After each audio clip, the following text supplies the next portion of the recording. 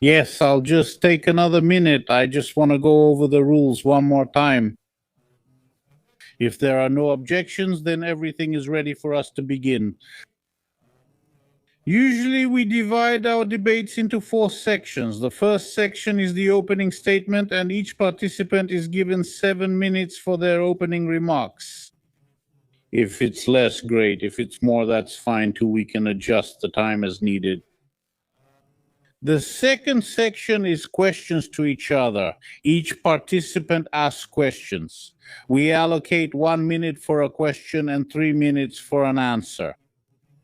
And there are also opportunities for remarks. If someone has a remark, they can use it as well. That will also be about 3 minutes. Let me repeat, all of this is approximate. If you don't have enough time, there's absolutely nothing wrong with that. The third section, questions from us, your humble servants, me and Alexandra.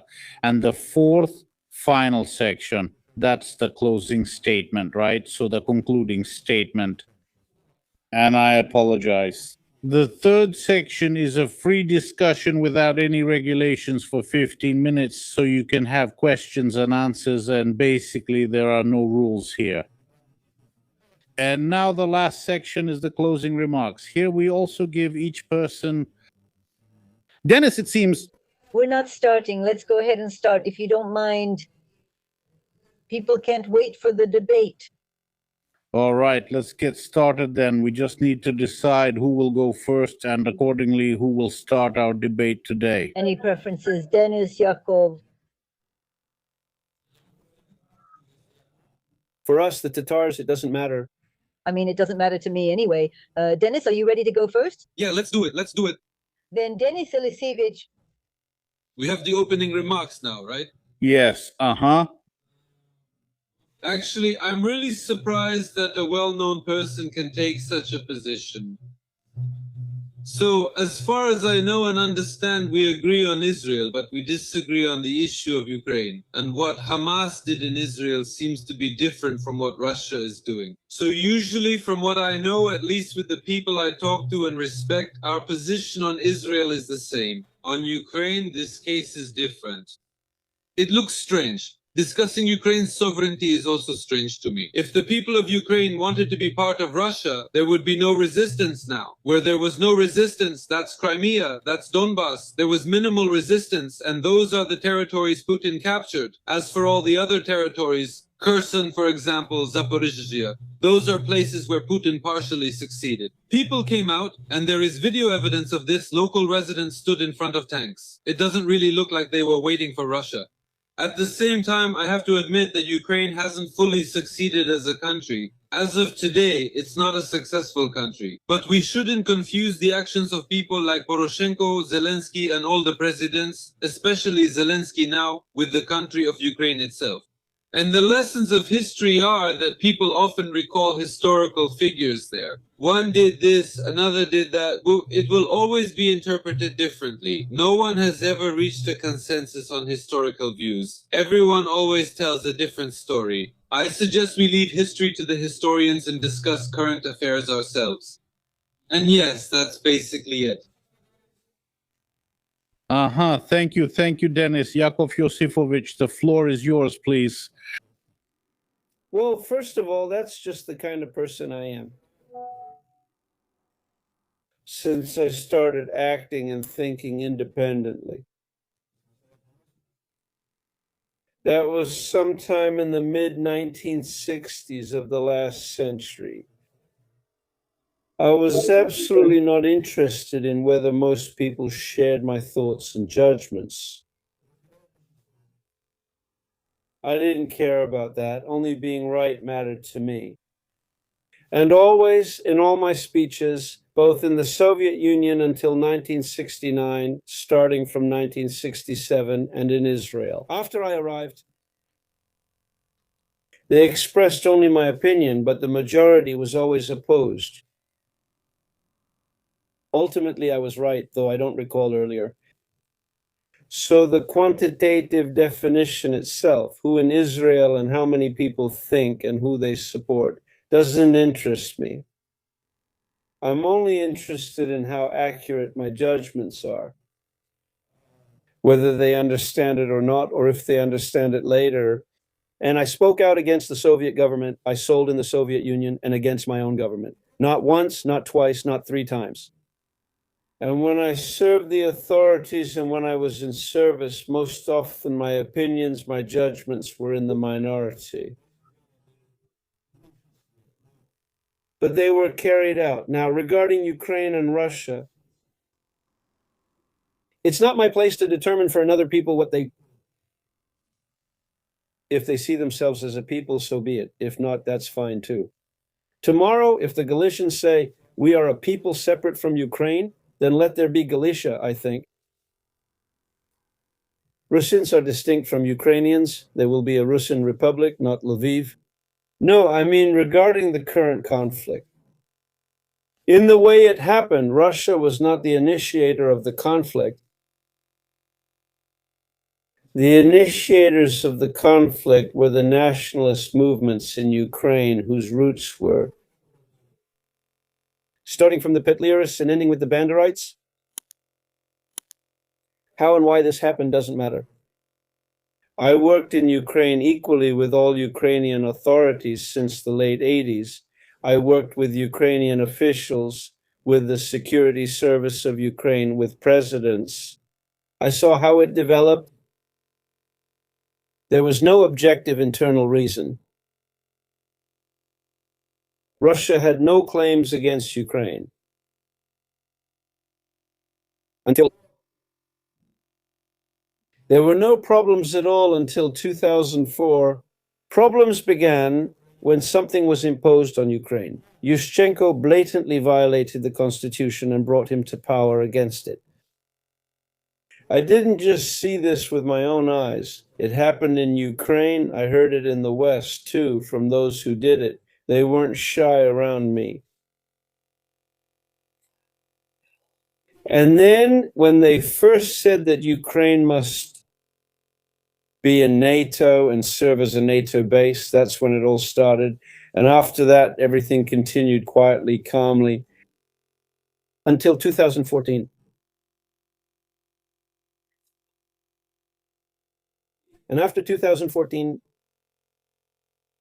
when the Minsk agreements were adopted, the first and the second, Russia accepted them, never denied accepting them. Who denied that they were going to implement them? It was all the Ukrainian governments and all their European mentors who later admitted it. The first point of the Minsk agreement said Ukraine is not a unified state until 2022.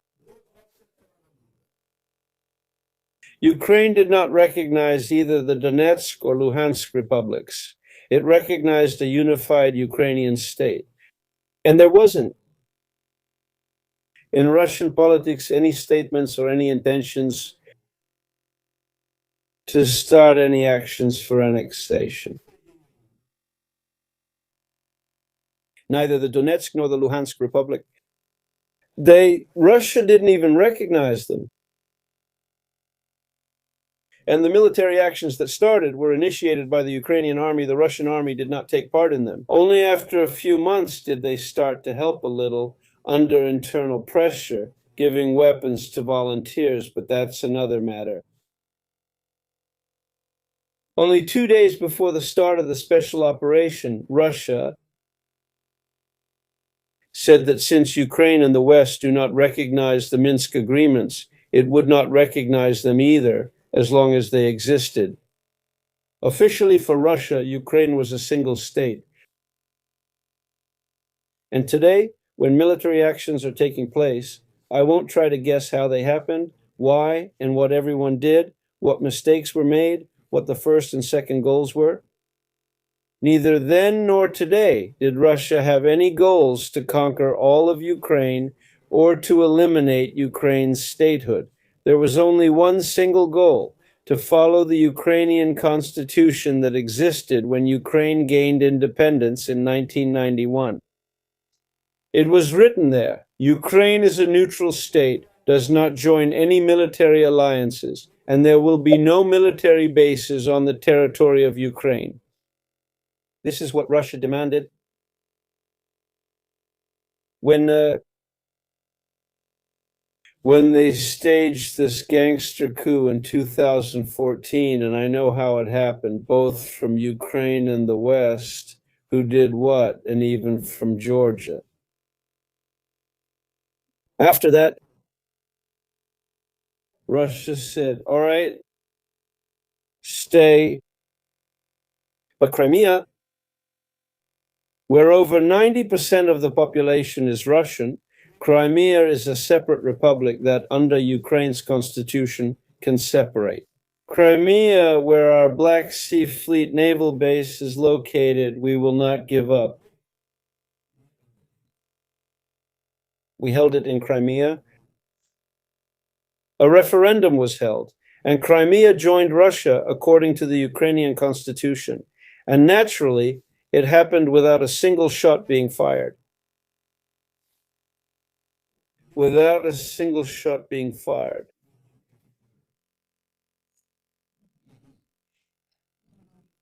Thank you, Yakov Ivanovich.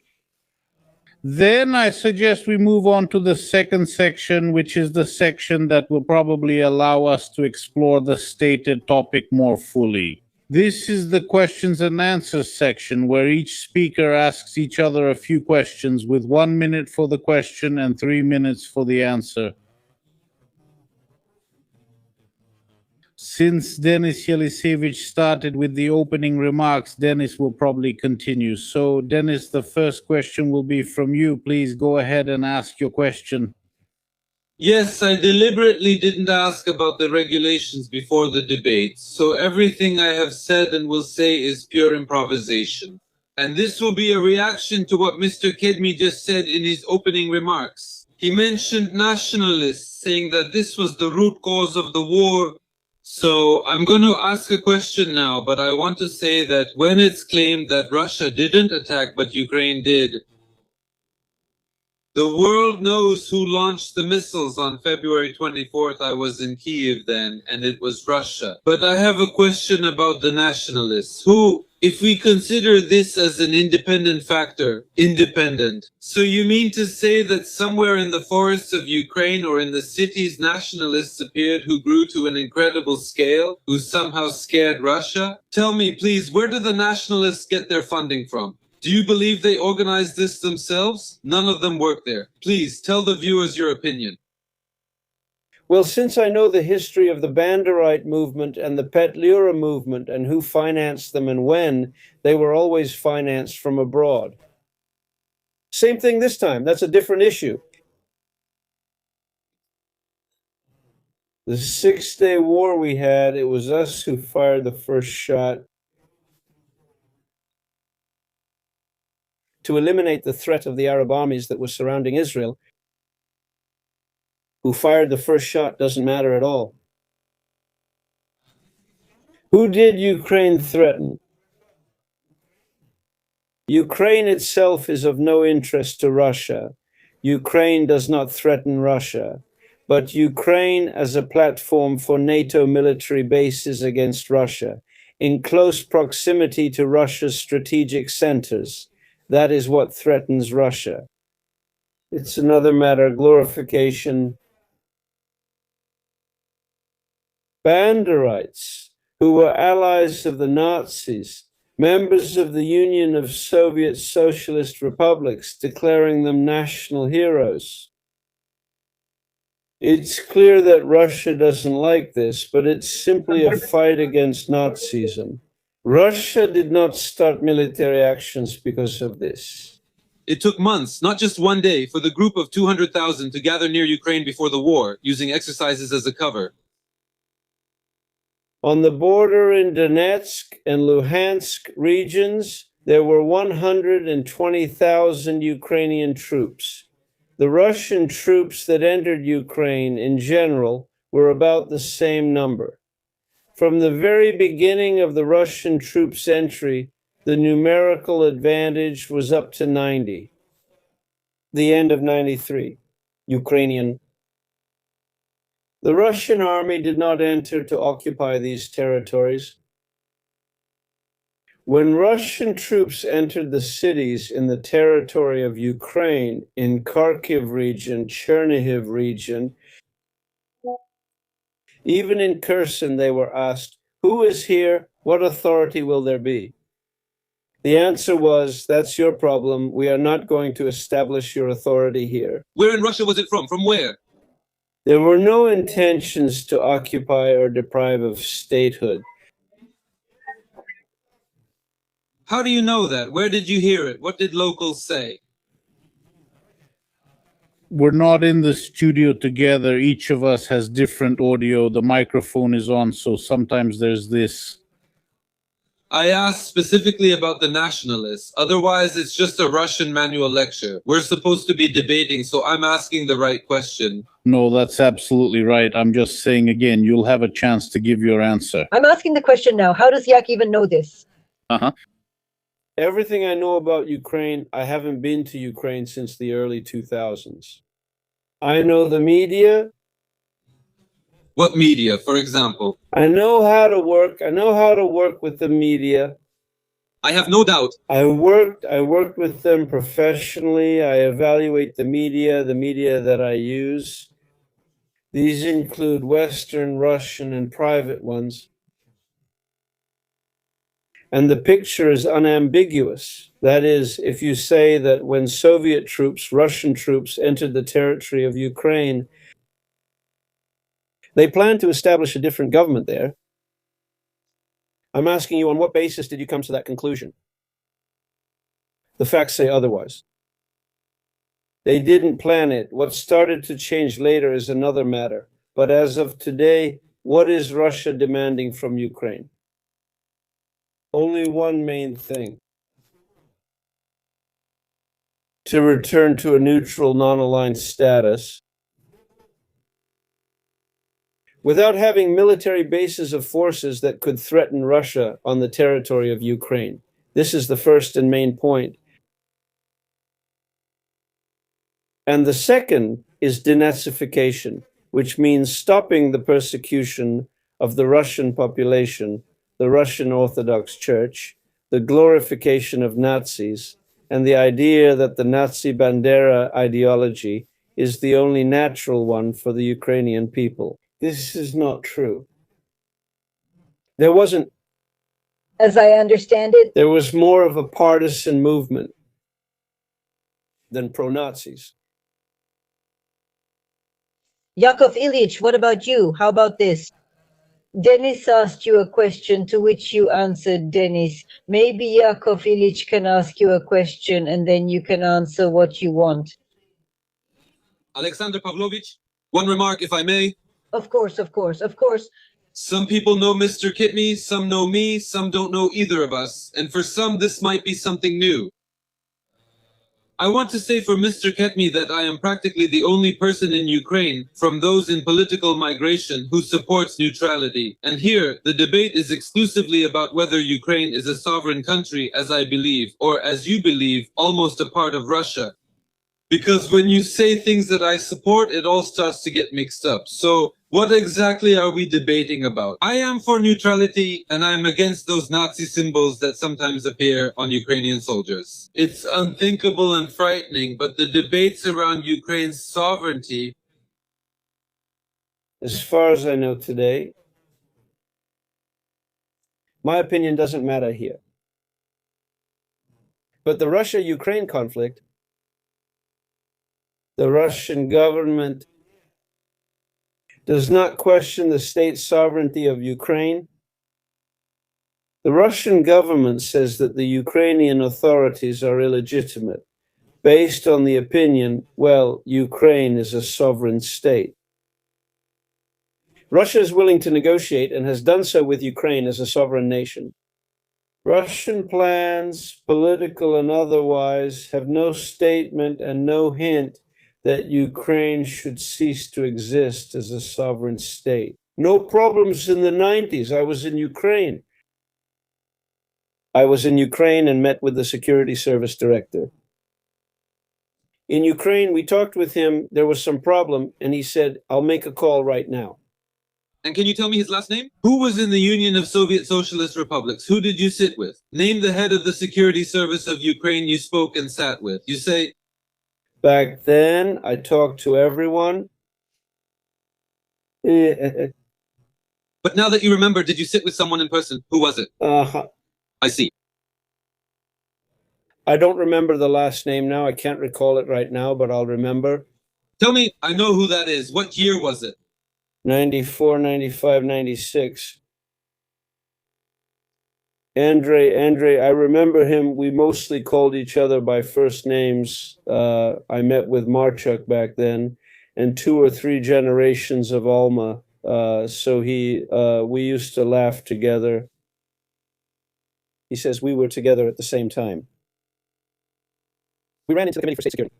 He began working in the 5th Directorate, and then the 5th Directorate of the Committee for State Security started treating me as a client. He said, we started at the same time in the 5th Directorate.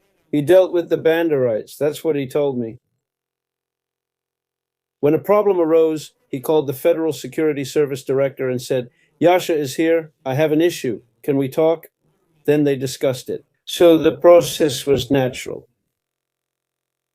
In the 90s, Russia and Ukraine had no political or other issues except for bandits and oligarchs in both countries. Putin was not in power. What does Putin have to do with it? At the same time, we have problems since Putin came to power. No, the problem didn't start with Putin. The problem didn't start when Putin came to power. Putin came to power in 1999. Yes. The problem started in 2004 when Yushchenko was brought to power illegally. We'll talk about that now. Violating the Constitution under pressure from the West. I heard this back in Israel. When it was being discussed, They say, well, Yushchenko, we have to bring him to power. He talks about this. They say in America, I was told this before he came to power. Our leaders, after coming from the United States, worked with the Americans. You don't need to tell me what happened, but there was no problem between Russia and Ukraine until it was announced that Ukraine, its goal is to join NATO. Contrary to all the conditions that were set when Ukraine gained independence in 1991, and contrary to the Ukrainian constitution, which these paragraphs have overridden. Yakov, let's go step by step. I don't mind discussing everything. That's why we're here. Let's just take it step by step. Otherwise, we start with Banderites and end up with some global issues.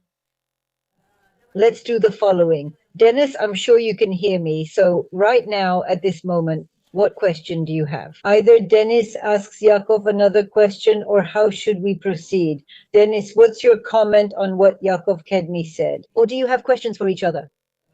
Yes, I want to comment. I will answer the question, but we just need to react here. Otherwise, we will keep losing time. That's right. The floor is yours. Putin has gone to war without intending to capture all of Ukraine or take control there. So when those first Russians who entered were killed, all these badges, pennants, and ribbons were found on them, which they planned to use to march along Khreshchatyk like in a victory parade. This is simply a fact. It's not part of propaganda. It's a documented, concrete fact. Then, in Kyiv, in the city center, there was an attempt by paratroopers to land in the government quarter and seize power. They were all killed, that's the truth. And when does something like that happen? When paratroopers are landed in the government quarter, it can only mean one thing. Anyone will tell you this, you understand it perfectly well. To seize central power, those are the facts. Now, regarding the first Maidan in 2004, which Yakov is talking about, there were major falsifications.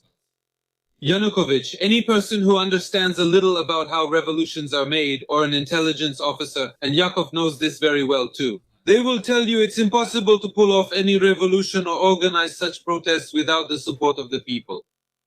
This was done with money from United States Agency for International Development and Soros Foundations. That's definitely where it all came from. And they also financed and started this nationalist movement. Why is that? I asked the question so that people who are interested in watching for the first time would understand the sources of funding. This was a technology that was being pumped up, and then Russian propaganda financed these same nationalists. Russia financed these same nationalists. And they even had a faction in the Ukrainian parliament, and they created an image for Russian television to fuel this hostility. So there are no real nationalists in Ukraine. There is a group of people who have never worked a single day in their lives, who haven't found their place in life. Many of them come from troubled families, let's say disadvantaged, and they were recruited so they could feel like somebody in this life. Their tax returns show all zeros, and they've never worked a day in their lives. These aren't nationalists. These are people who took up this quasi-idea and scare everyone on video. What is used in Russia? Going back to Maidan. So United States Agency for International Development funded this, but you can't bring out that many people without support.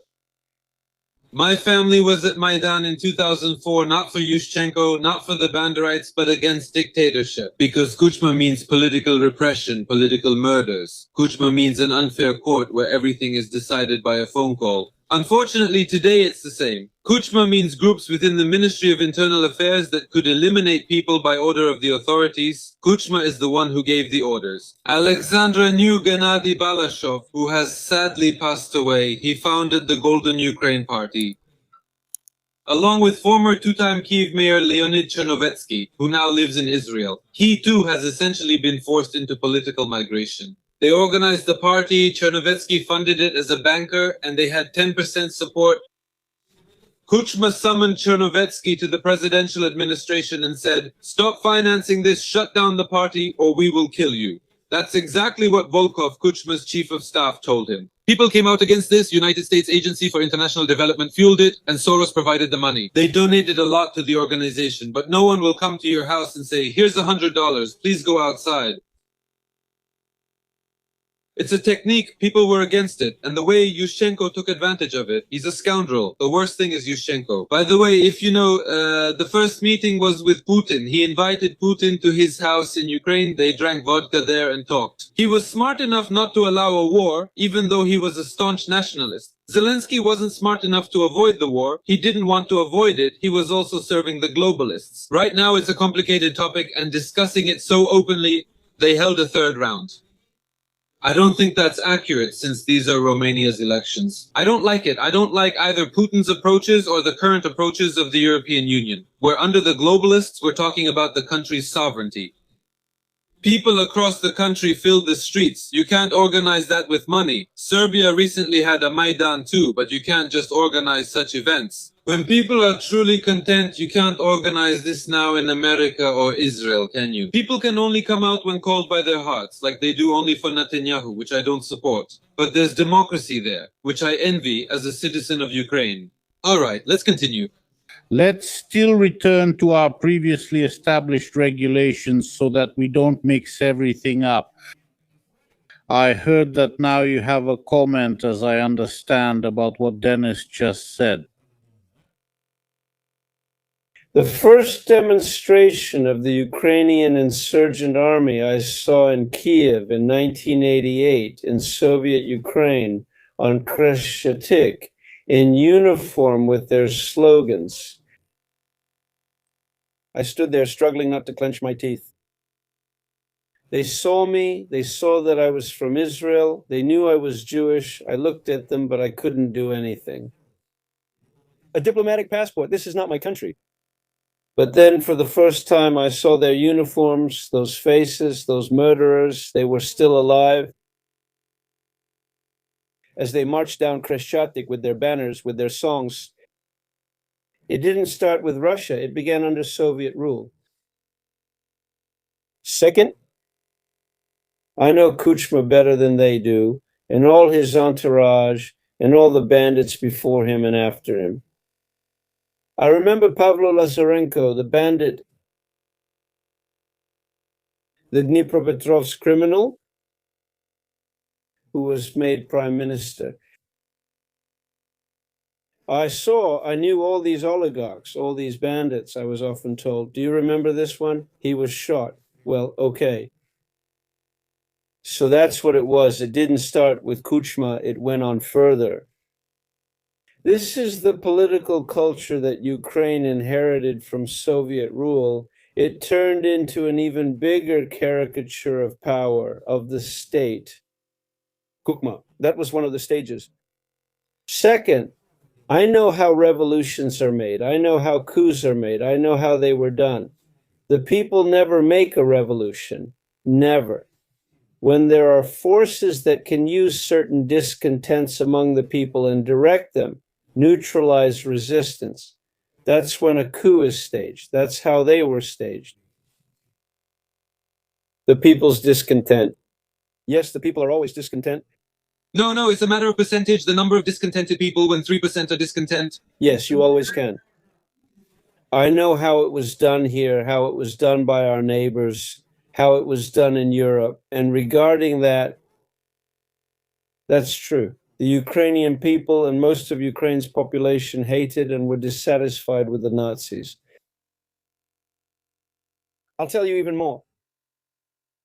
The National Socialist Party of Germany, a year before the 1932 elections, almost disappeared. It had very few supporters. In 1935, Reichsfeld personally swore an oath to Hitler. In 1933, Germans were not Nazis. By 1938, everyone was a Nazi. Because how can you brainwash someone? Nationalist propaganda turning people against others. I'm not insulting Ukrainians, but if this could be done to the most educated, the most developed people in Europe in just 3 years, in Ukraine, with its history, that's not a problem. In any country, people can be brainwashed. In any country, including mine, I make no exceptions, thanks to my people. What we talked about today about Kuchma, about all the bandits who were around him, I personally, People opposed this in 2004. If you acknowledge bandits surrounded Kuchma, that's what people protested in 2004, and Kuchma and United States Agency for International Development exploited it. I'm saying, but I'm not talking about that. I'm not saying who took advantage of it, how or why. But that's Kuchma. Who brought Yushchenko to power? The same things they did. Frau Merkel did the same gestures. So what? She was a former Komsomol member. So what? She had to be. She was a Komsomol member, and now she's different. Even, what's her name from Lithuania? Not from Lithuania, but from Lithuania. It doesn't matter at all. Thank you. Yes, thank you. But the problem that was there is still there. Russia does not subject to doubt Ukraine's right to be its own sovereign state. Only one main condition. Ukraine is a neutral state and will not be a base for hostile forces against Russia. No NATO. Joining the European Union is your choice, but no to NATO. No military, no. No American bases near Kharkiv, no. And this has already happened. It already happened when American B-52 planes, carriers of strategic weapons, were practicing turning over Kharkiv, taking positions during maneuvers from where they could strike Russian territory. Russia will not allow this. Just like us, we said there would be no Iranian troops in Syria, and there aren't any. We warned more than once. And Jordan, I remember, I was in the army then. We told them if Iraqi troops enter Jordan, we will enter Jordan and crush you. So it's the same with Ukraine. Ukraine doesn't scare Russia. Ukraine, which is ready to become a platform, is begging, we will be the strike force against Russia. Let Ukraine give this to Poland. Let the Poles handle it. The Poles have been beaten for this, are being beaten, and will be beaten, but let them do it. So why is Ukraine getting involved? Thank you, Yakov Yosifovich.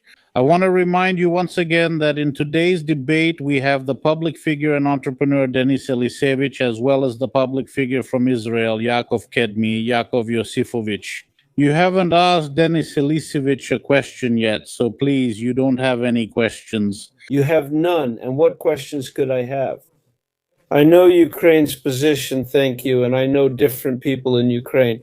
I admit that there are people in Ukraine, and the majority of them are against the Nazification of Ukrainian culture, Ukrainian history, Ukrainian society, and they are against the Russophobia that is being imposed in Ukraine, and they are the majority. That's what I'm talking about now. Where is the majority? What majority? The point is that the military actions continue because the current authorities of Ukraine refuse to accept Russia's main conditions. They already agree. They already agree. You were not well informed. They already agree. Now, on territory, Zelensky should have already accepted the Russian language and neutrality is already resolved. Alexander, since there are no questions, I'll respond again. Yes, of course. Listen, Dennis, I have a suggestion. Since Yakov doesn't have any questions at all, then we'll make your comment about what was just said. And what are you doing? Like, since I also don't have any questions about the comment on the comment, we're already just united. We were talking. And I suggest then maybe for a change, and again, as part of our rules, let's ask some questions. Maybe that way, well, Go ahead, you will. now it will go no. Said Yakov, and then no problem. All right, same topic, please, Dennis. I really don't like the comparison with Israel in the context of Ukraine because Israel, as you know, is defending itself while Russia has always tried to exert political influence and engaged in propaganda. Israel acts through agents and strictly on security issues. And when you make such comparisons, I find it very unpleasant. I don't want to turn people against Israel, even those who don't want to be, and I'm actually trying to do the opposite. You see, that's the issue, and it's a very negative factor. Maybe you don't care what people in Ukraine think about Israel, but I do. Second, when you say, they call me from Ukraine, I'm a political exile in a unique situation, opposing both Putin's and Zelensky's policies. So that's also an incorrect statement regarding whether Russia didn't want all this, if Russia really didn't want all this. Why do you appear on Solovyov's or Skabiva's shows? Why do they talk about Ukraine 90% of the time over the past 15 years, the United States 10% and never Russia? Yes, because Russia lacks a political process, while Ukraine has had and still faces many problems. It's true, we lack a political process because Zelensky is as dictatorial as Putin and follows his example just sooner. In Ukraine, they discussed Ukraine, but for some reason in Russia, they only discussed Ukraine. If they really didn't care, that probably wouldn't be possible. It's just convenient, so to speak, a scapegoat. We shift everything onto someone else. Go ahead, Russian idiots. Focus on Ukraine and watch television about it instead of thinking about Russia, or you might start questioning Putin's government. This is a common informational technique. Once again, about nationalist groups. Very few true nationalists exist in Ukraine. This whole topic is fueled by money from non-governmental organizations regarding fascist groups, including nationalist ones. These are often very close, and maybe even always. In Ukraine, all this happens under the Special Services watch, as you know. No country allows real fascist groups to act freely. Every country, even America, has fascists, but the FBI monitors them closely, and here they're not politicized. In Ukraine, they decided that since you exist, you must obey them. They use people, disrupt court hearings, and commit reprisals because the country lacks law. That's what I oppose. That's all. Dennis, now we can take questions if you have any. If you allow, Yakov Yosifovich, do you have anything to add in a few words? You shouldn't confuse Russia and the Soviet Union. Russia didn't deal with Ukraine until the 21st century. It didn't pay attention to any of the post-Soviet republics at all. It barely managed to deal with itself. There was nothing. We need to see who was sent to Ukraine as ambassadors, what they did there, or to other countries. So to automatically transfer what existed since the Soviet Union and the confrontation between the Soviet system and the West, there's no need. That wasn't the case. Yes, that's exactly what I'm doing. That didn't happen. And now let's talk about what people in Russia are talking about, how much time they spend on internal problems, internal issues, how much in Ukraine, and how much in the United States. My answer, it's not my business, that's my stance. It's always been that way. It's their country, it's their media, what they do, and what they talk about. I answer questions there that I'm asked about foreign policy, domestic issues. I don't interfere. I have things to say if I have something to say about my country, about my government. If you will, I don't talk about them. That's not my business. When they ask me, I say I have no right to say it's your country. Live? As Ukrainians are interested, and Ukrainians are interested, it's interesting. No, I'm talking about the conflict between Ukraine and Russia, in the sense that Russia has the right to demand security from Ukrainian territory, so that Ukraine is not a member of NATO and that there are no foreign military bases in Ukraine. This is the main issue. Russia mostly isn't interested in anything else in Ukraine. Dennis, what do you think? What is Yakov Yosifovich saying? The neutrality issue is already settled. President Poroshenko made a big mistake trying to win the election that Zelensky eventually won. 3 months before the elections, he added it to the constitution without a referendum, violating the law, the path to NATO. I favor neutrality like Austria's, cooperating with NATO but not joining, which is the only geographic option for Ukraine. While Putin is alive, things may stay the same. After he's gone, it could change based on Russia's new leader. Discussing threats, when has NATO ever attacked anyone? I'm not judging NATO's expansion, but when has NATO attacked anyone? After Russia invaded Ukraine, Sweden and Finland, previously outside NATO, quickly joined through an accelerated process, despite Finland's proximity to St. Petersburg. And Putin doesn't care about that. Because really, from a purely military point of view, it's absolutely real. What Ukraine represents as a NATO base and what Latvia represents, and if Latvia posed any threat to Russia, to wipe Latvia off the face of the earth would take 5 minutes. Yes, I have no doubt. No one has any claims against it, no one. Russia, President Putin gave NATO an ultimatum, including Ukraine. That was on December 15, 2021, and he said either you go back to the state of 1998, both in terms of the location of NATO troops and their composition, or we will have to do it by force. And at that time already, was preparing the ultimatum that was presented. It's still on the table today. And Russia will pursue by all means, and if necessary by force, for NATO to return to its 1998 state. Putin always knew that Ukraine would never be accepted into NATO. Both Bush and Obama told him this. I don't know who knew what. This document is classified. I know the real plans that NATO had, that the British Navy had, the American Navy, the French Navy, for the Black Sea and for Ukraine. I don't know what Putin knew. The last time I spoke with Putin was back in 2002, and since then, I don't know. And even then, we didn't talk about NATO or Ukraine. We had other issues. But the government never,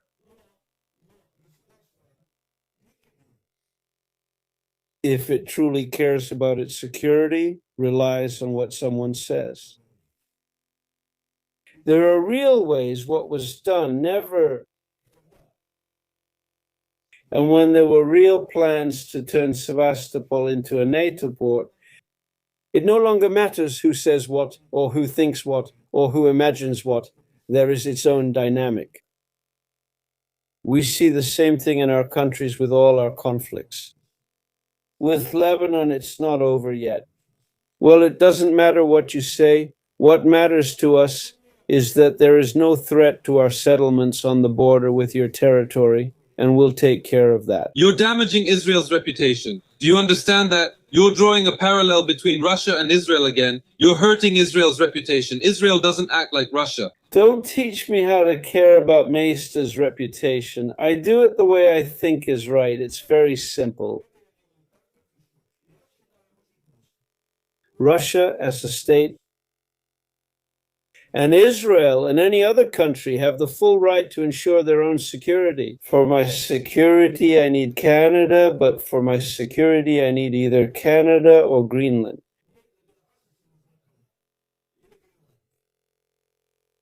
Or someone who says that because of the threat from Venezuela, I am arresting its president. You don't always bring it here, you also connect it here, you draw a parallel. I'm saying that every state has the right to true, proper, real security. When there is a threat from a neighboring state, it is dealt with. Russia wanted to resolve this threat. The diplomatic way.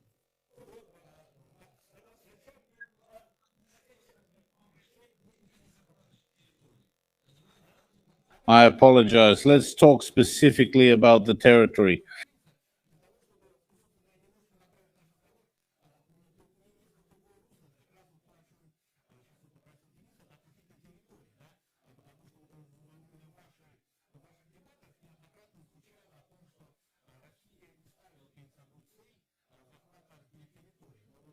What we see now is a constant slipping, and not just in the speeches of military leaders, but also from the president himself. These are originally Russian territories, which, for example, include, let's say, Odessa, which they want to take one way or another, and so on. And there's also Kharkiv. What do you say to that, Yakov Yosifovich? Regarding the territory, the diplomatic path, can we really consider in this situation that there are originally Russian territories, and is the diplomatic path possible? Some kind of ancient history? This also applies to Crimea, Odessa, the Odessa region, Nikolaev, Kharkov, and Zaporozhye. So-called Novorossiya. Can we talk about this? That yes, these are the territories of Novorossiya, or traditionally, originally Russian territories. From a purely historical point of view, Novorossiya is originally Russian territory, which was founded and all the cities were established by Russia, by the Russian Empire. Starting with Kherson, who was the first governor of Kherson? Well, I see. Yes. It's not about giving these territories back.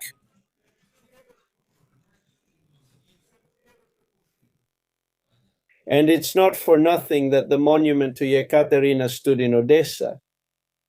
I'll tell you about the 1904 Odessa census. There were 10 nationalities present. Russians, Jews, Poles, Armenians, Roma, Greeks, Bulgarians. Who's missing from the 10 nationalities in Odessa? Little Russians. There were no Little Russians among the 10 nationalities in Odessa in 1904. So historically, that's a fact. What does it matter? Today, none at all. But no one, not the president of Russia, no one officially has ever said that Russia's goal is to take back Odessa.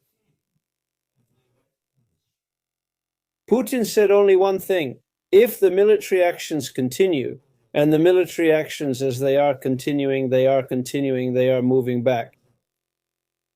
The Russian army is slowly retreating. The reasons are another matter. This could lead to Ukraine losing territory, which would make it impossible for Ukraine to exist as a sovereign state.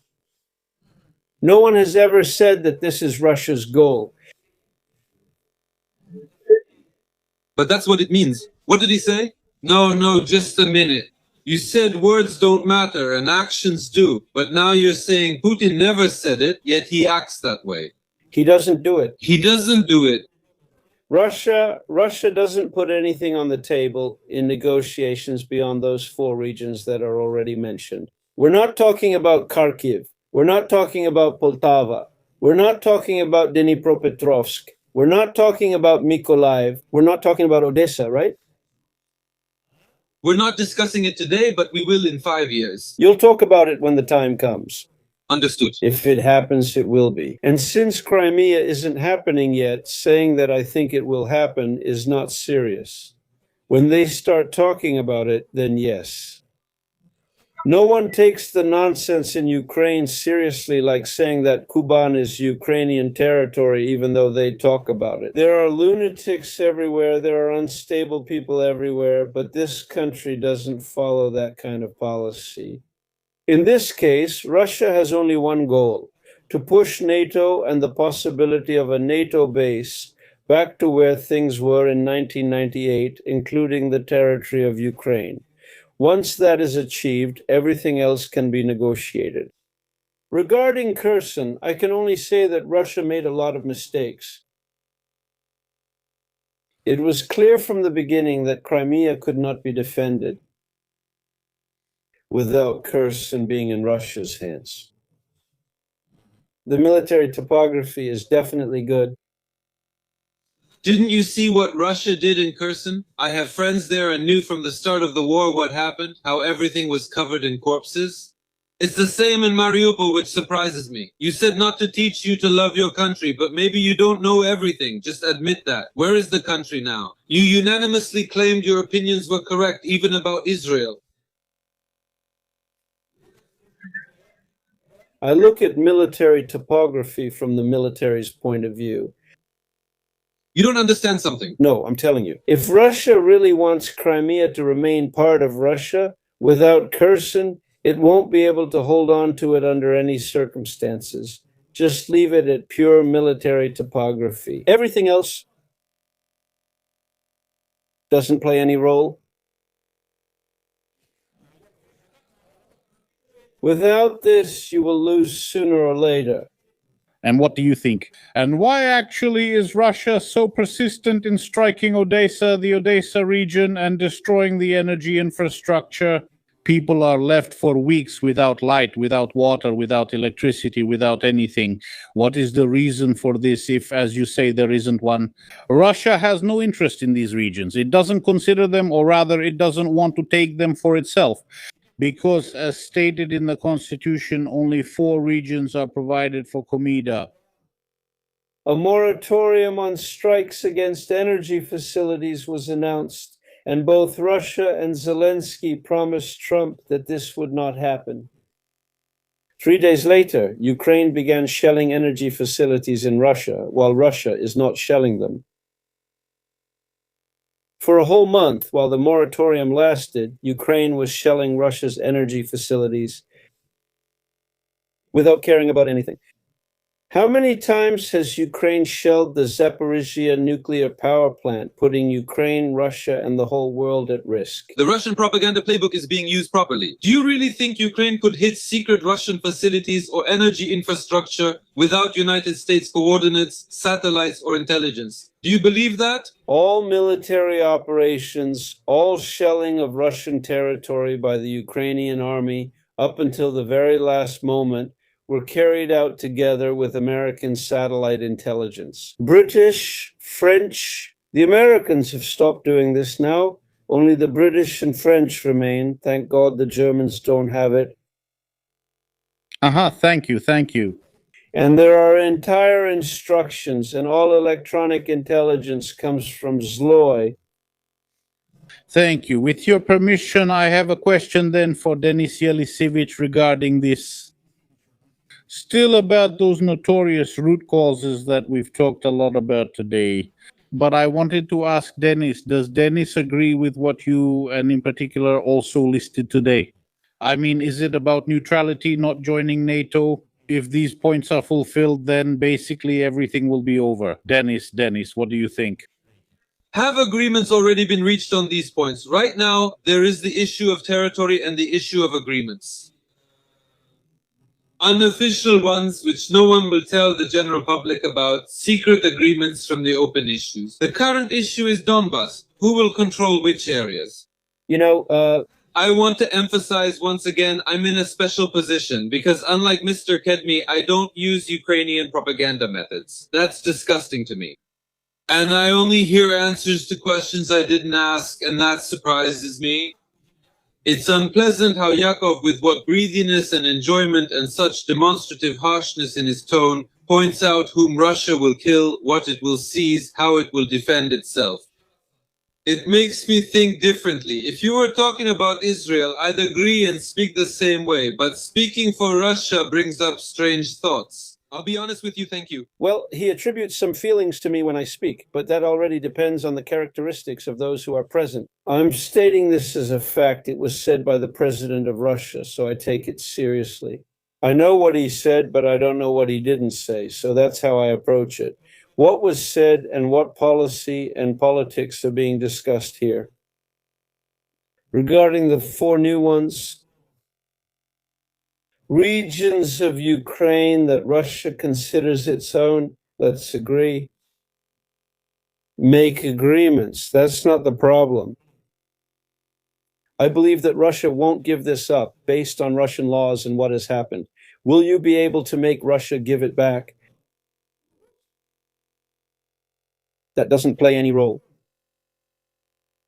UGU, this is an internal Russian problem. It's not an international issue, not a NATO problem. It's a problem. Yes, and the issue of whether Donetsk or Luhansk regions will be part of Russia or not, that's between you and Russia. Russia decides. 2 days before this operation began, even before that, Russia recognized Donetsk and Luhansk regions as part of a united Ukraine. The ones who disrupted it are those who broke the Minsk agreements and brought it to the state it was in. Ukraine and Western Europe disrupted it. UGU from the very beginning. From the very beginning. By their own admission, they say we were stalling for time to give Ukraine more strength. We never intended to implement the Minsk agreements. This was said by former Komsomol member Frau Merkel and by the President of France. So this was a deliberate policy aimed at only one church. Thank you. Thank you to the participants. And one more question for both participants, for Yeliseevich and for Denis, one after the other. Do you think it was possible to avoid this war or not?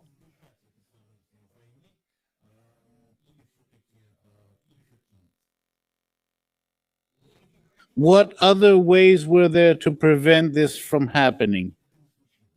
Do you think everything possible was done to prevent this?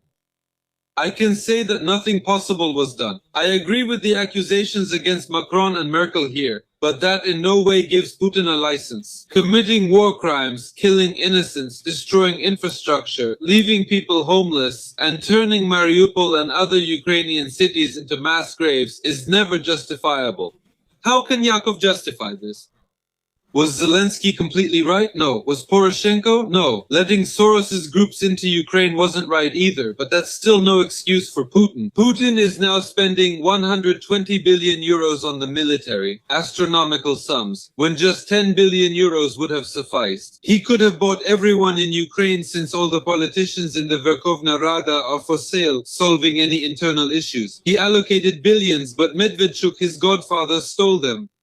Something didn't work out. I'll answer that. First of all, they tried to buy people. It didn't work out, right?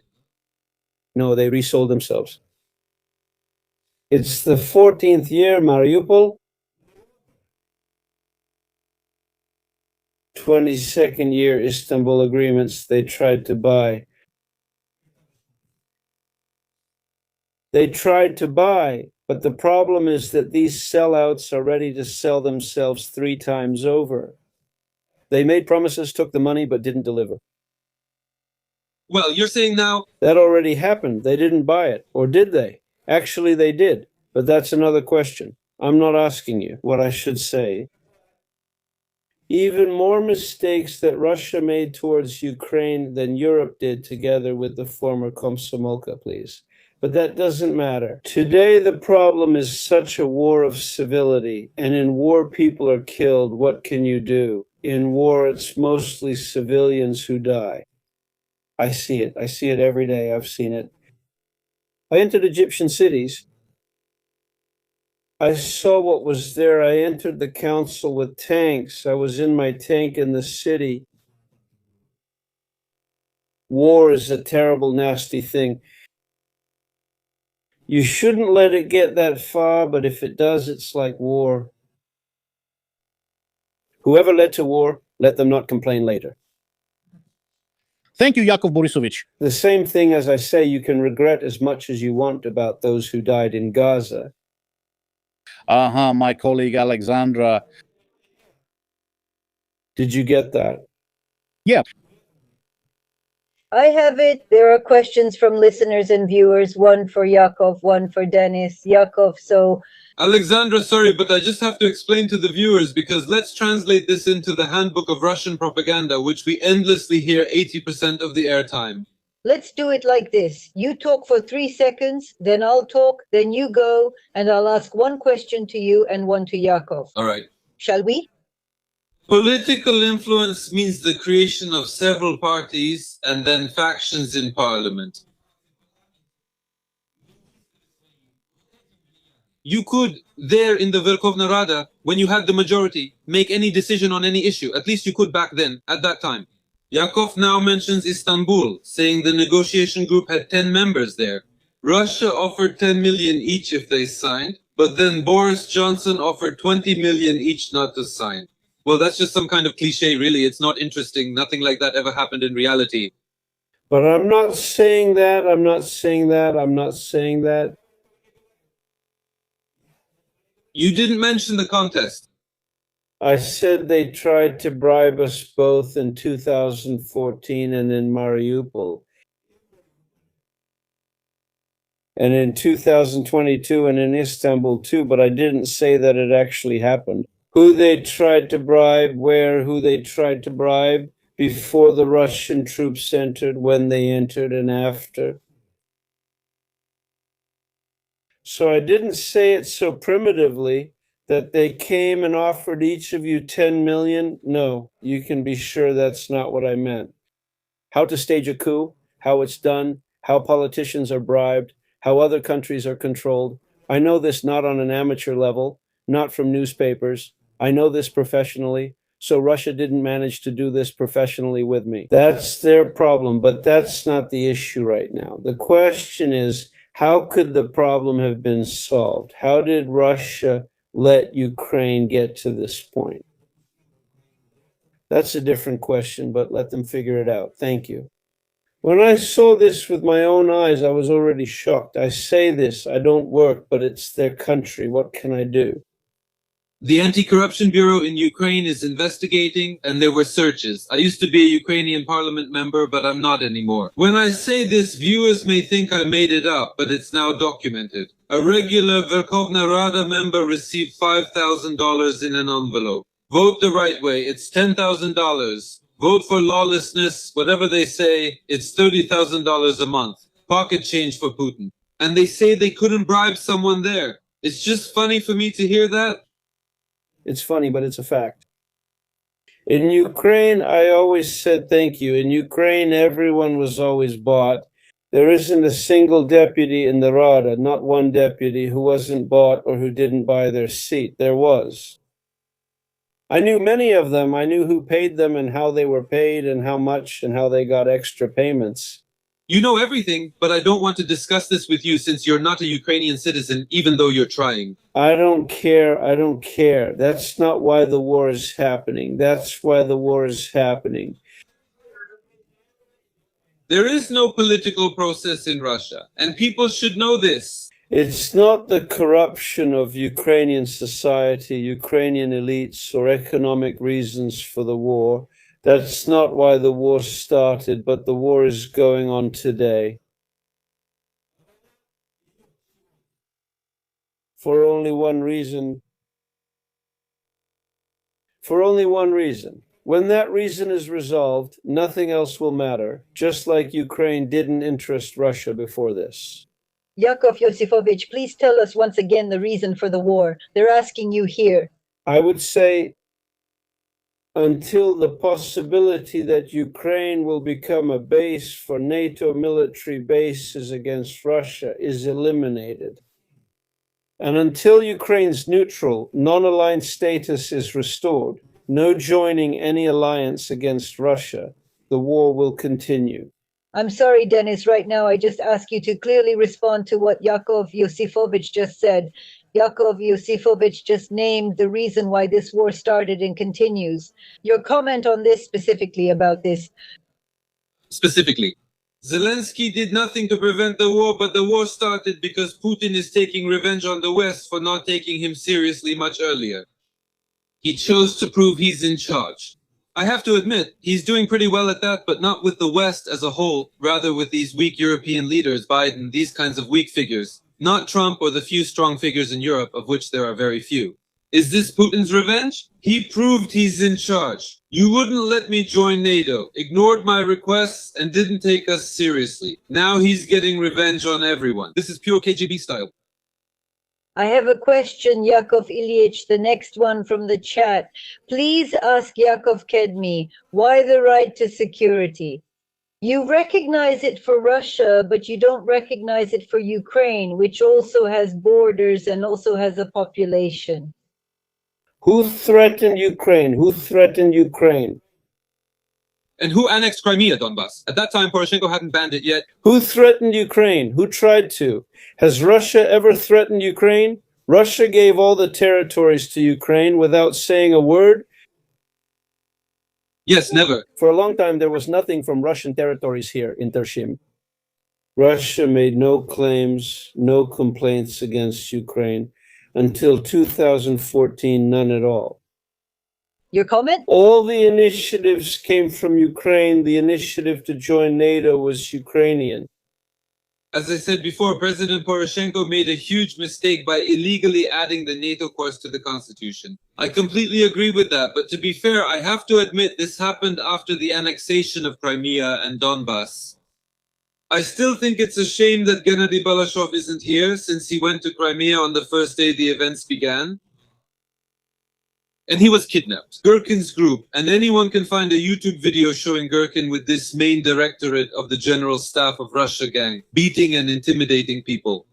I don't believe there aren't pro-Russian lieutenants in Crimea. They would have won the referendum even without guns. I'm explaining to people unfamiliar with Russia's actions that it's incorrect to claim locals disagreed or that Russia never threatened anyone. How could they say Russia didn't threaten? If essentially terrorist groups without insignia were brought in and annexed the territory, why didn't Ukraine shoot? That's a question for those who were running Ukraine at the time, and they should answer for that. Absolutely, but I really don't like it when people start putting on a show. Like Russia has every right, Russia is always right, everything in Russia is perfect, and Ukraine is just some kind of worthless mess that isn't allowed anything, and everything there is just crap. Both countries are equally corrupt, though Russia might be slightly less so due to its strict special services. Ukraine is still on its way, that's the only difference. I'll repeat once again. Yushchenko, when he became president, said that Ukraine's goal was to join NATO. That's what the president of Russia said, the president of Ukraine. This isn't Panchenko, who came later. Russia recognized it. This was before February 20-20, 2022, and both Donetsk and Luhansk regions were recognized as part of a united Ukraine. Russia recognized the first point of the Minsk agreements, which stated that Ukraine is a unified state. Only when Ukraine and the West canceled the Minsk agreements, this changed. Before that, there was no question about it. If they had been implemented, in response to your question, if the Minsk agreements had been fulfilled, there would have been no military actions. Who disrupted them? Who was not going to implement them? It was the Ukrainian authorities. And it doesn't matter, Poroshenko or not Poroshenko, what's the difference?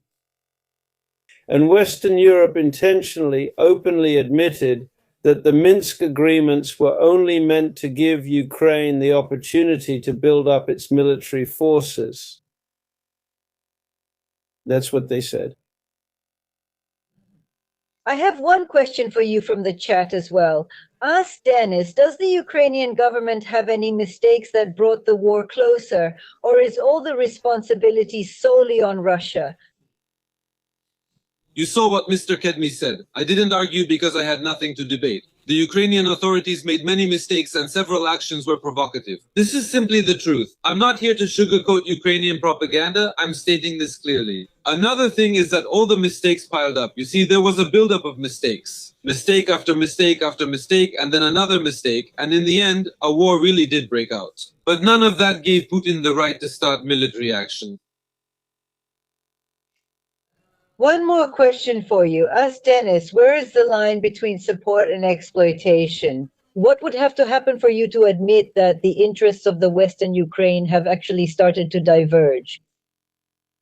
There is no such concept. Putin invented it. The collective West isn't a real concept. And I really like Trump's policy, which is now showing this to the whole world very loudly. There are weak leftist European leaders like Macron, like Merz, like Ursula, like Kaya Kallos, who are all under the leftist structures of the globalists, who are pursuing their own policies. This has nothing to do with the West as such. Right-wing forces are now leading in ratings. Once they gain power in Europe, ties with the United States will strengthen and things will improve. The West is also diverse, and there are people in the West who would do everything right. But the globalists managed to seize essentially world power because of the weakness of the opposing figures.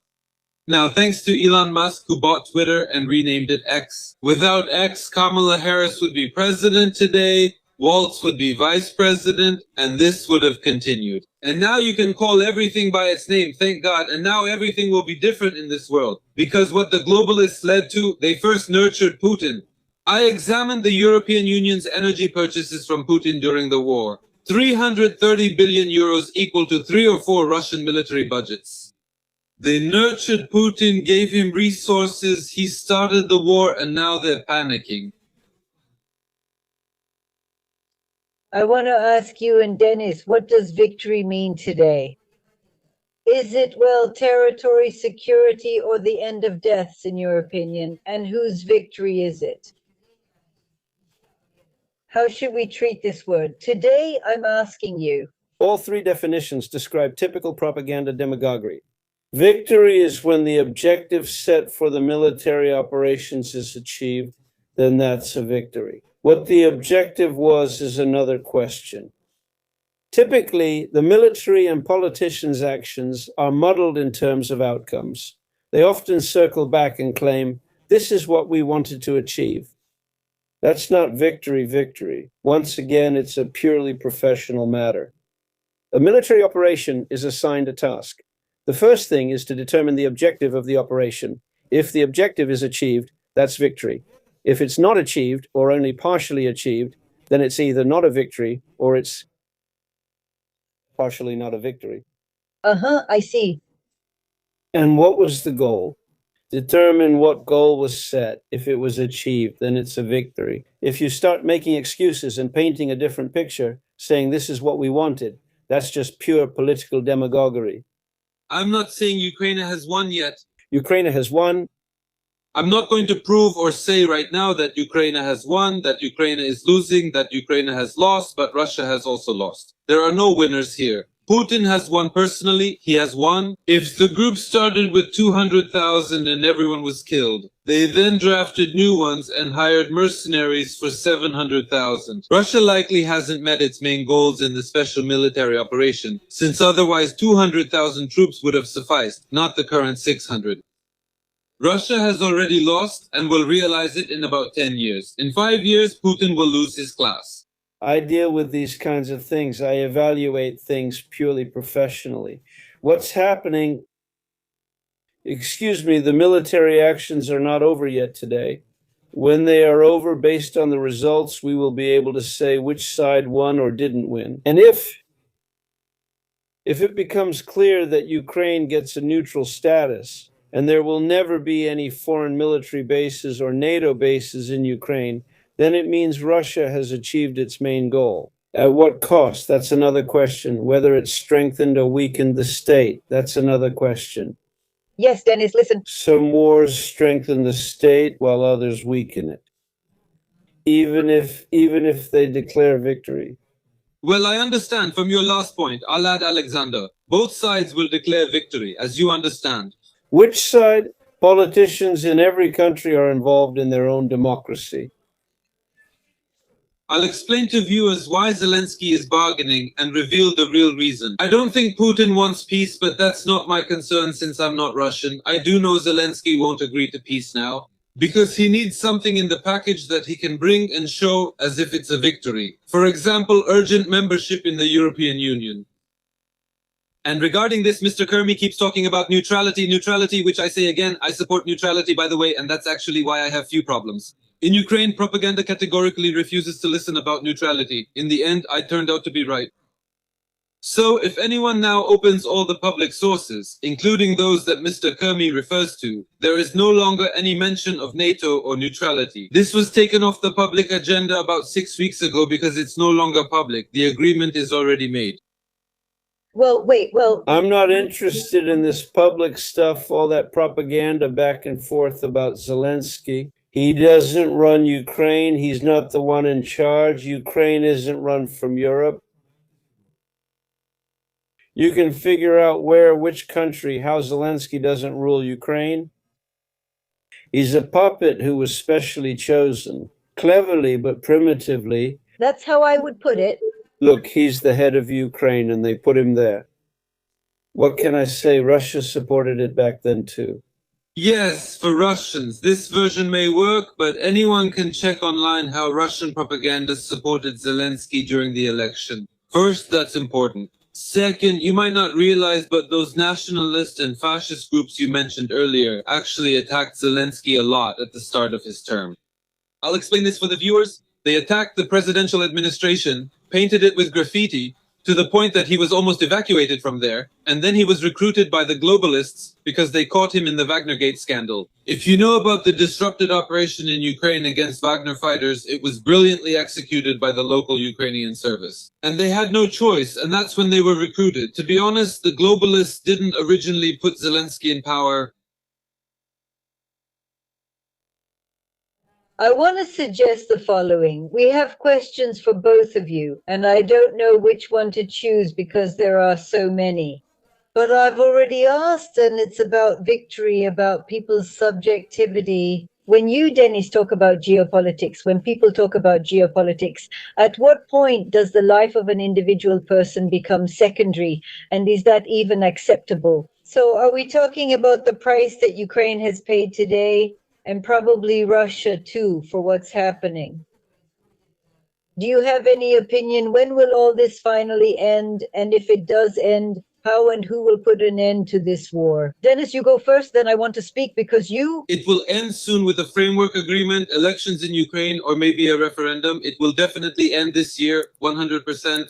Active combat operations. In post-Soviet countries, human life is undervalued, but in Western civilization and Israel, it matters. I can't deny that's true in America too. In Western civilization, in Russia and Ukraine, it's meaningless. Just numbers and statistics. More women will give birth.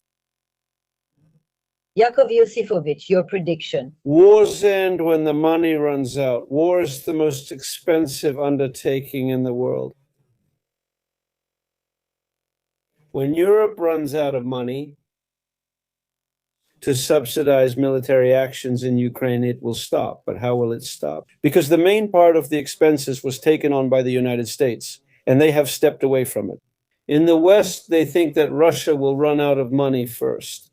So far, that hasn't happened, and I don't think it will. And when will the West run out of money?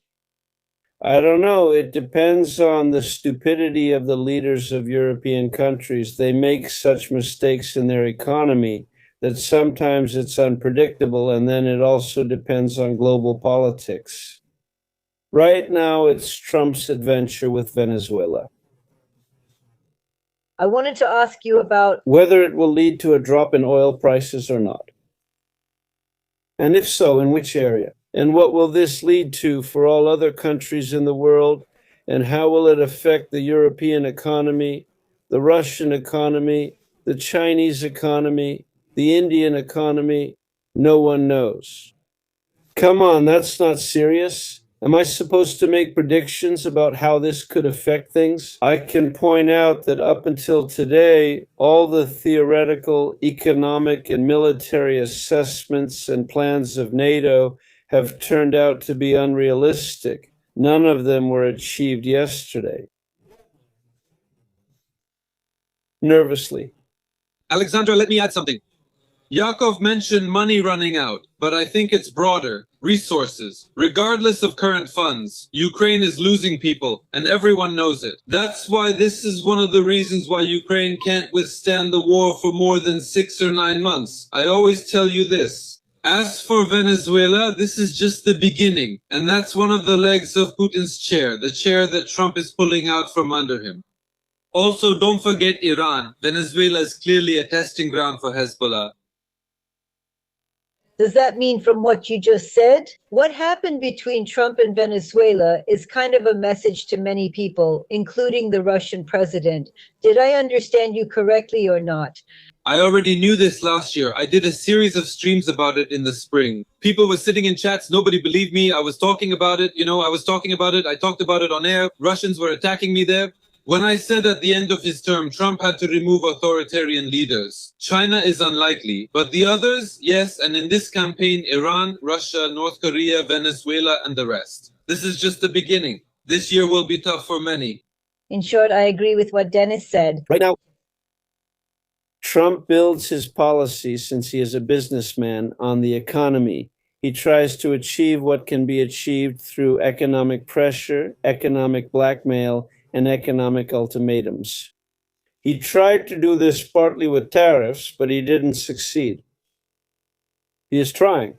One of the strategic goals of the United States is to be the main supplier of energy resources in the world.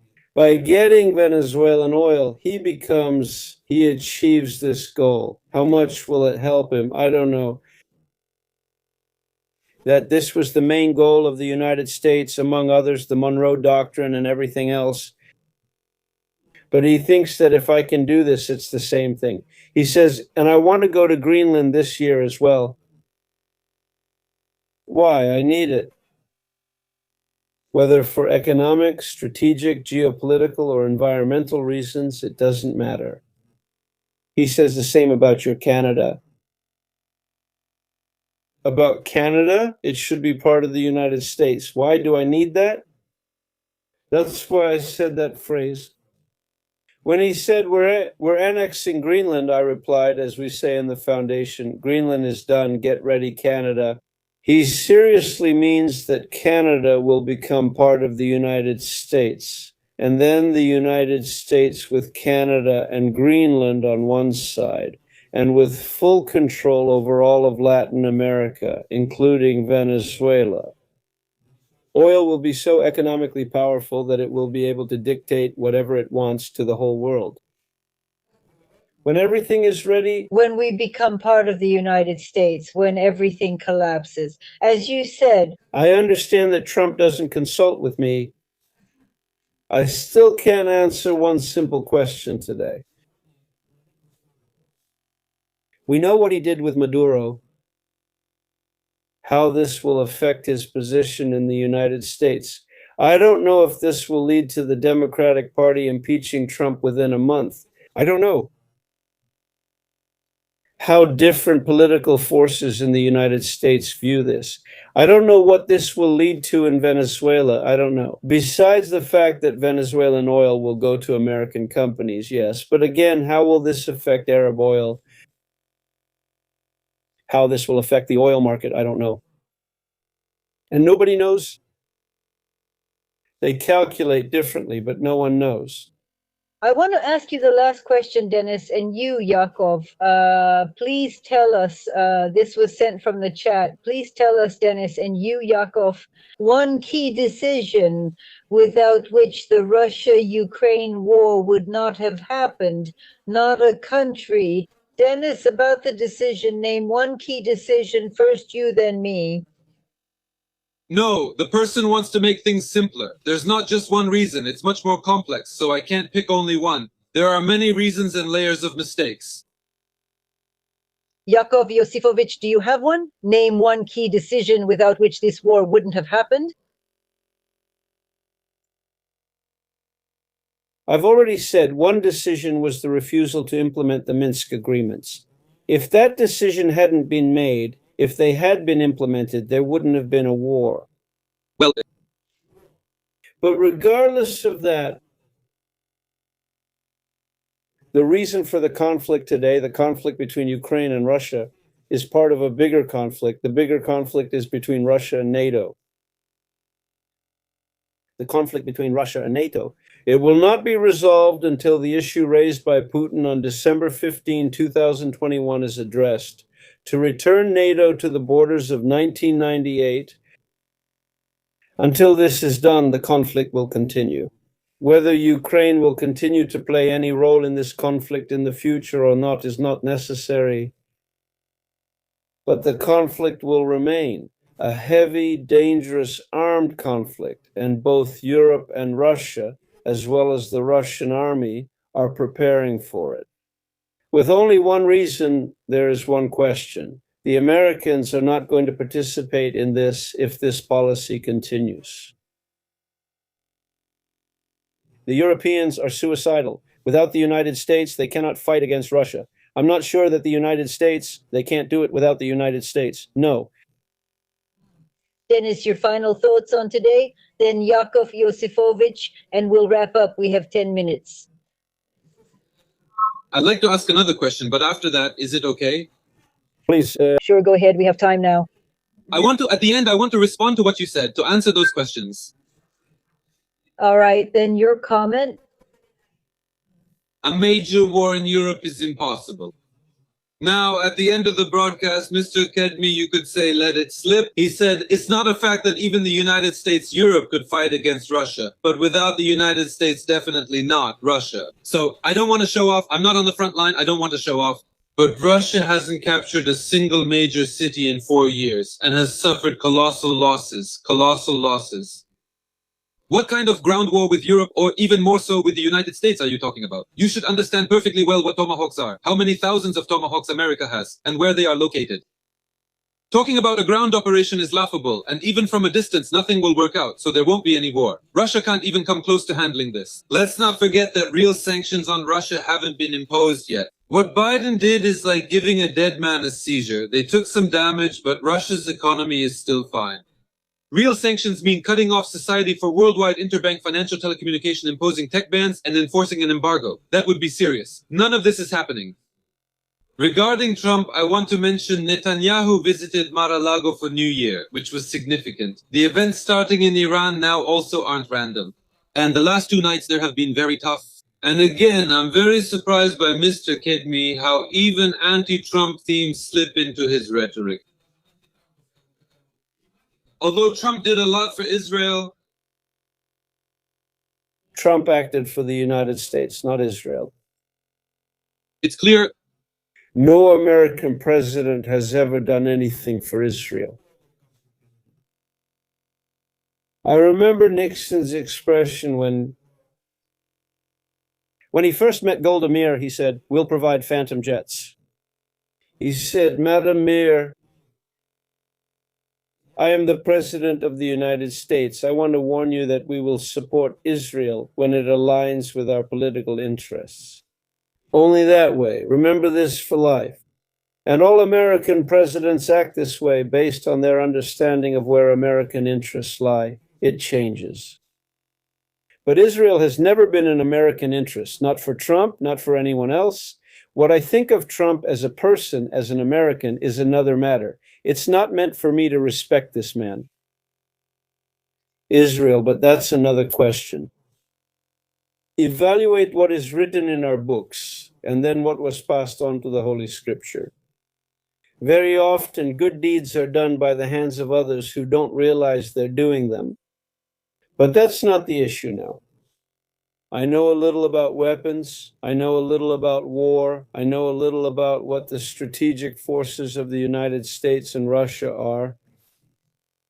I know what a serious advantage Russia has today in strategic forces compared to the Americans. That's why the Americans will never go to war against Russia. Russia holds major strategic superiority. The reasons for this are another matter, speaking professionally. Europe doesn't have tactical nuclear weapons, but Russia does. In Europe, only France has such weapons, and they're French, and the rest are only American, the British. Tomahawks and everything else don't matter at all. If there's a war with Europe, it will be completely different. No capturing territory, no tank raids. It will last a few days. It will be about destroying the army and infrastructure, destruction with tactical nuclear weapons. In this regard, Europe doesn't stand a chance. No one does. Russia has a huge advantage. And the United States will not intervene in the conflict in Europe because then It will escalate into a strategic conflict. Americans will not want to take that risk for the sake of Europe on their own territory. I'm not even talking about what the United States could become as a result of this war. They know it very well, and Russia knows it very well too. So, how a city is captured, that's not the kind of war that can be fought now. Those are wars of the past. Why did Russia wage this war? One way or another, that's their problem. It won't be the same if there's a war with Europe. Dennis, so I get it. If it can take Europe in a few hours, then it could take Ukraine in just a second. We were told that, but nothing happened in 3 days. I want people to watch this whole broadcast for those who are really interested. I understand that I haven't convinced Mr. Kedmi's audience, and Mr. Kedmi probably hasn't convinced my audience, my supporters. Neutral people can check everything that Dennis has been saying everywhere using artificial intelligence. Russia's nuclear weapons are the sole reason it is acknowledged and engaged with globally. Russia's gross domestic product is $2.5 trillion given its resources and scale.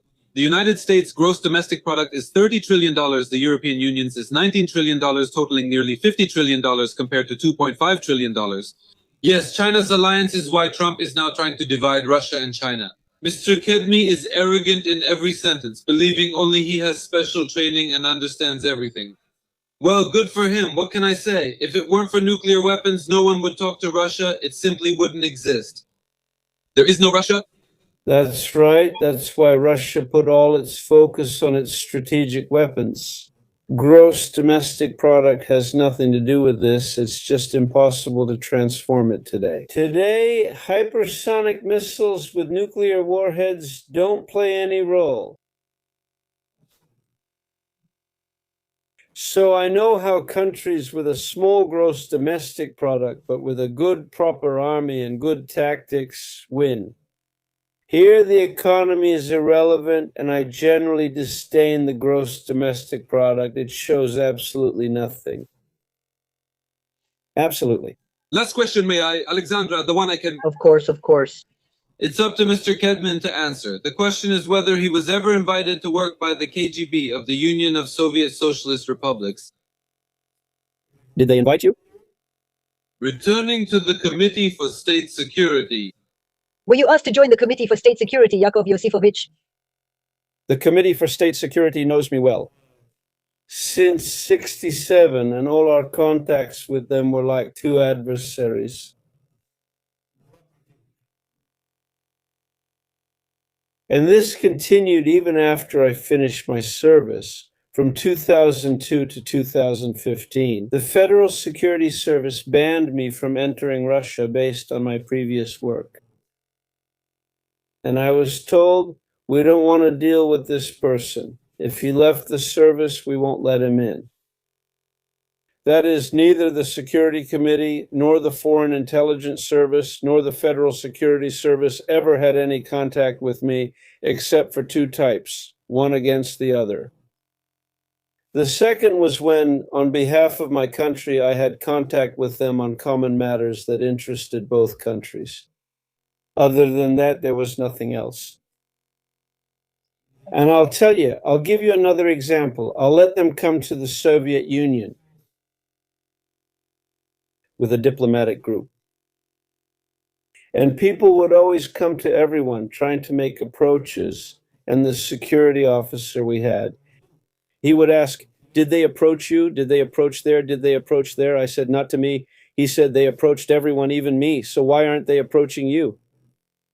They know me too well. They know it's hopeless. That's the kind of person I am. I had a joint operation with Alpha Stoit. When we did, we carried out an operation with them in Israel, and I'm still in contact with them to this day. That was in 1989. But it was a joint operation between Israel and Russia. I have a question for you. Pardon me for asking a personal question, but did you serve time in prison in the Soviet Union? What are you saying? I can't hear you. Did you serve time in prison in the Soviet Union? This is a question that just came in. I didn't hear anything yet. Were you ever arrested in the Soviet Union, and did you serve time in prison? No, I was never arrested in the Soviet Union because I worked very smartly. They warned I could be arrested for certain actions, and I said I'd never do them.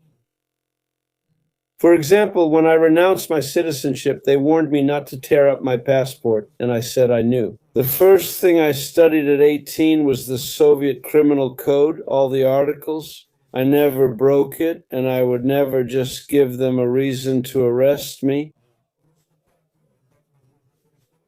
I said, go ahead and try and we'll see. That was problematic for them. Later, I'll tell you later. In the 90s, I met with Babkov. Fyodor Babkov, he created the Fifth Directorate. The Fifth Directorate dealt with dissidents. It handled national movements, Ukrainian, German, Chinese, Russian, Jewish. When we met him, I was using the surname Kedmi. He said, he was already retired. His last position was deputy chairman of the State Security Committee. And he says to me, Kedmi, is your Russian fluent? I say, yes, we studied well in a Moscow school. He says, are you from Moscow? I say, yes. How did you get your last name? I told him, and he laughed. When I started working in the Fifth Directorate, the first case they put on my desk was your case. So the Fifth Directorate started its work with my case.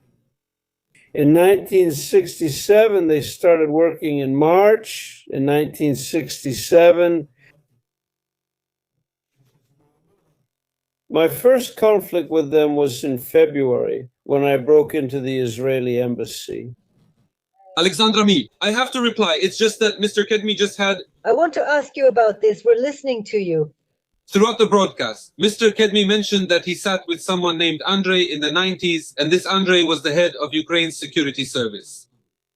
He had a detailed conversation. I want to say who this Andrei was. It's Andrei Gorkach, who was the acting head. No, not besides Derkach. No one else. Before Derkach, I also had a relationship with him. Before Derkach, there was someone else. Before Derkach, there was someone else. Andrei wasn't there. The other arrived later, but you couldn't have been in Ukraine. In 2013, a man from a United States Treasury recognized American family and his son were both named Federal Security Service agents by the State Department. I didn't mean Derkach, I meant Derkache. Derkach was there. After that, one director of the Security Service of Ukraine was replaced by another. I worked with the other one, but I didn't mean Derkach. I meant the one who was before Derkach. And Dennis, a question for you. Thank you, Yakov Ilyich. One of the most dangerous opponents of the Kremlin today is General Budanov, who is now the head of the administration of the president of Ukraine. A couple of words from Zelensky about this candidate. Yes, you can't judge like that. You understand that's for the Russian side. The press likes to blow things up to make every James Bond into something incredible, but that's not the case. Budanov today, that's what it was. First of all, it's a very long conversation. It's a very lengthy discussion, and it's only understandable for those who deeply understand the situation in Ukraine. Well, we can leave it for next week, Dennis, but regarding today's conversation, if Dennis, I mean not Yeliseevich, but Dennis Mazar, how are we going to end our conversation with Yakov Yosifovich and Dennis? Well, probably by thanking them for their participation, I understand. But what are your impressions from this conversation, since you weren't acquainted before, right? Well, I understand that Dennis knows who Kedmi is, and Kedmi probably knows who Denis Yeliseevich is. But nevertheless, regarding what you just said, Dennis, you said something interesting. My audience wasn't convinced by Yakov Kedmi, and Yakov Kedmi's audience wasn't convinced either. So, in any debate, when Trump goes up against Biden or Kamala, he won't convince their audience. He might only convince people who are undecided, right? Won't win the debate. But neither you nor Yakov Yosifovich resorted to any insults or rudeness.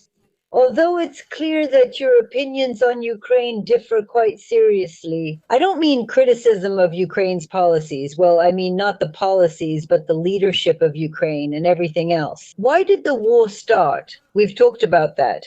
And is Ukraine an independent state, or is it part of Russia? Do you have any thoughts on this? Well, what would you like to say to each other as we wrap up, so to speak? Dennis. No, I've said all I wanted. Yakov Rosh, do you have anything to say as we wrap up? About what you discussed with Dennis, do you want to add anything to that, or do you think enough has been said from your point of view, and have you said everything you wanted? No. I said what I could within the time we had. I answered everything. I said what I said. Thank you. I listened. I said everything. I didn't learn any big news. The only thing is that something like this might differ. I have never done propaganda and I have worked with it. I know what propaganda is and how to organize it, but that's in service, not like this. And what I'm saying is what I think, these aren't someone's propaganda statements. This is my opinion. I've formed it myself without listening to anyone. I've never listened to anyone in my entire life. But that's a technique I don't really like. Whatever I disagree with is declared propaganda, even if it's obvious facts. That's how it works with Russia. No matter what Russia says, it's propaganda. You don't have to listen to it. No, if that were the case, then I would need to... I would have to listen, but I don't listen. They don't try to understand, so they dismiss everything. It's propaganda. They're paid a lot for it. We paid for it 2 years ago, and 2 years ago we often paid for it. When we didn't listen to the opponent or adversary and blamed everything on propaganda or tried to find some personal reasons, this happened then, and it's happening now. So I don't feel that way.